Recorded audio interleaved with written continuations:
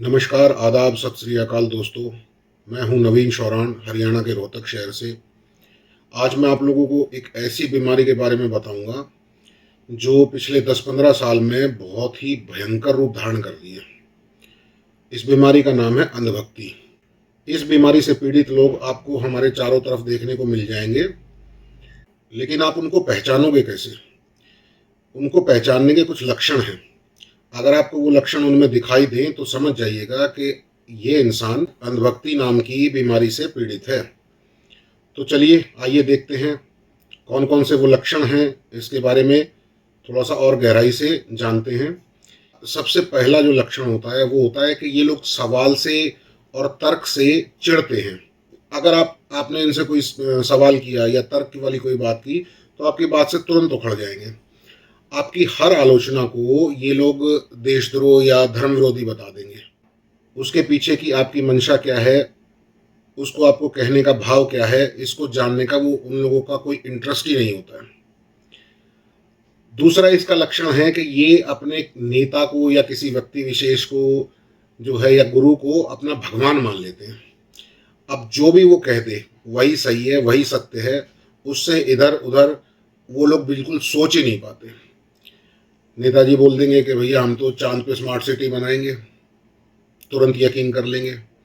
नेताजी अगर बोल दे भैया हम तुमको जो है रोजगार देंगे और तुम्हारी आय जो है वो दुगनी कर देंगे, तुरंत मान लेंगे। सवाल नहीं करेंगे कभी कि नेताजी ये जो है आपके किए हुए वादों का क्या हुआ। ऐसे ही जो है बहुत सारे जो धार्मिक गुरु होते हैं सभी धर्मों में, उनको भी वो अपना भगवान मान लेते हैं। उनसे भी वो कभी सवाल नहीं करते, तार्किक सवाल नहीं करते। जो बाबा जी ने बोल दिया बस वही सच है। कोई पर्चियां निकाल रहा है, कोई भविष्य बता रहा है, कोई हाथ देख के जो है लोगों के आगे पीछे का बता रहा है। तो ऐसे लोगों से सवाल ही नहीं करते, ये उनकी बातें आंख बंद करके मान लेते हैं। तो ये भी एक लक्षण है। अगर आपको ऐसा आदमी दिखे तो समझ जाना अंधभक्त है। तीसरा इसका जो सबसे बड़ा लक्षण है वो है कि इनके सामने जितने भी कोई प्रमाण रख दो, फैक्ट्स से इनको कोई लेना देना नहीं है। ये लोग फेक न्यूज़ फैक्ट्री से निकले हुए प्रोडक्ट हैं। ये लोग जो है फेक न्यूज़ को, मूवीज़ को, फेक प्रोपेगेंडा मूवीज़ को जो है वो सच मानते हैं, और इतिहास में लिखी हुई बातों को ये लोग फर्जी बताते हैं कि विरोधियों का लिखा हुआ इतिहास है। तो इतिहास पे नहीं जाएंगे, इतिहास की बात नहीं करेंगे। बात करेंगे जो इनको व्हाट्सएप पे सुबह सुबह ज्ञान मिल जाता है, जो फेक न्यूज़ फैक्ट्री से इनको जो डोज सप्लाई हो जाता है। चौथा इसका लक्षण है कि जिन लोगों से ये सहमत नहीं होते, जिनकी बातों से ये सहमत नहीं हो पाते, उन लोगों को ये लोग ट्रोल करना शुरू कर देते हैं, उनको गालियां देना शुरू कर देते हैं। अभी पिछले कुछ समय में आपने देखा भी होगा, कोई हास्य कलाकार था, उसकी बात से वो सहमत नहीं हुए तो उसको ट्रोल करना शुरू कर दिया, उसको थ्रेट्स देने शुरू कर दिए, उसके बारे में जो है अनाप शनाप बोलना शुरू कर दिया। एक लड़की थी, उसने कुछ लोकगीत गा दिए तो उसको ट्रोल करना शुरू कर दिया, उसके बारे में, उसके परिवार के बारे में उल्टा सीधा बोलना शुरू कर दिया। तो ये लोग जो है बहुत तगड़े वाले ट्रोल्स होते हैं। तो ऐसे लोगों से कैसे निपटना है ये भी जो है मैं आपको बताऊंगा, लेकिन उससे पहले थोड़ा सा समझ लेते हैं इनकी मानसिकता क्या होती है। आपको देशद्रोही बताएंगे, आपको धर्म विरोधी बताएंगे, तो इन लोगों को जवाब कैसे देना है वो भी मैं आपको बताऊंगा कि कैसे इनसे निपटना है। इसका एक और लक्षण है, पांचवा इसका जो लक्षण है वो ये है कि अपनी जो गलती होती है उसको स्वीकार नहीं कर पाते हैं ये, या इनके भगवान ने, इनके नेता ने, जो जिनके ये अंधभक्त होते हैं, उन्होंने कुछ भी अगर गलत कर दिया है या अपनी बात से पलटी मार दी है तो उसको वो स्वीकार नहीं करेंगे। एक ऐसे ही अंधभक्त से जो है कुछ दिन पहले चर्चा हो रही थी, बातचीत हो रही थी, तो उसने, मैंने उससे कह दिया कि भाई इस बार जो है वो गर्मी बहुत ज़्यादा पड़ रही है। तो तपाक से उसका जवाब आया कि भाई पहले की सरकार में जो है गर्मी नहीं पड़ती थी। तो इस तरीके की साइकोलॉजी इन लोगों की होती है, इस तरीके की मानसिकता होती है।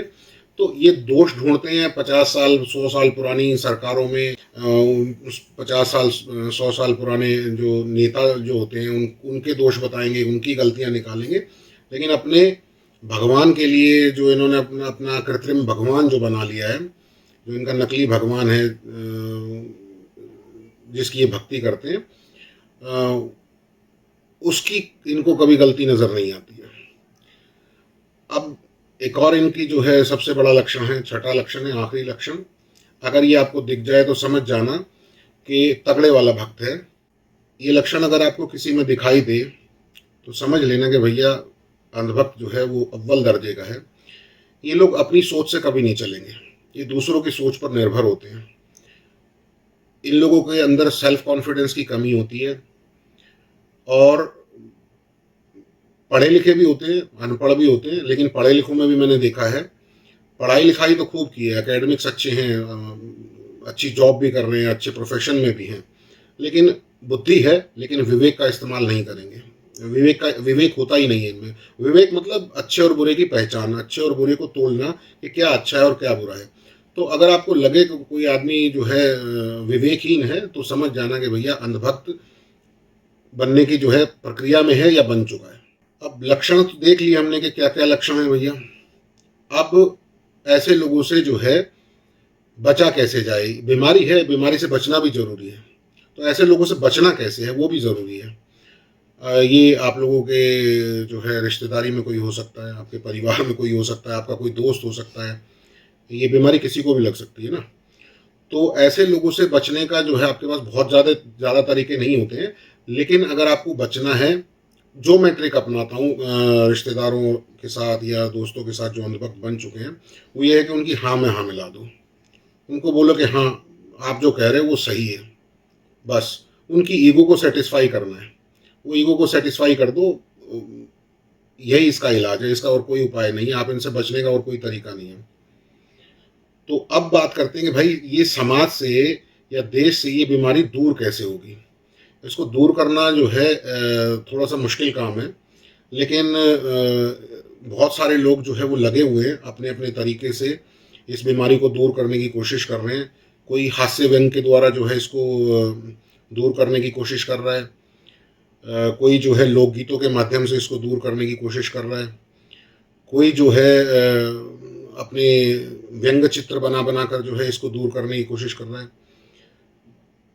कुछ मामलों में जो है बेहतर परिणाम आए हैं जहाँ पे लोगों ने अंधभक्ति की बीमारी से मुक्ति पाई है, लेकिन ये तभी संभव है जब वो लोग सेल्फ रियलाइज़ करें, उनको खुद से अनुभव हो कि हाँ भाई ये जो बीमारी है बड़ी बीमारी है और इसका इलाज ज़रूरी है।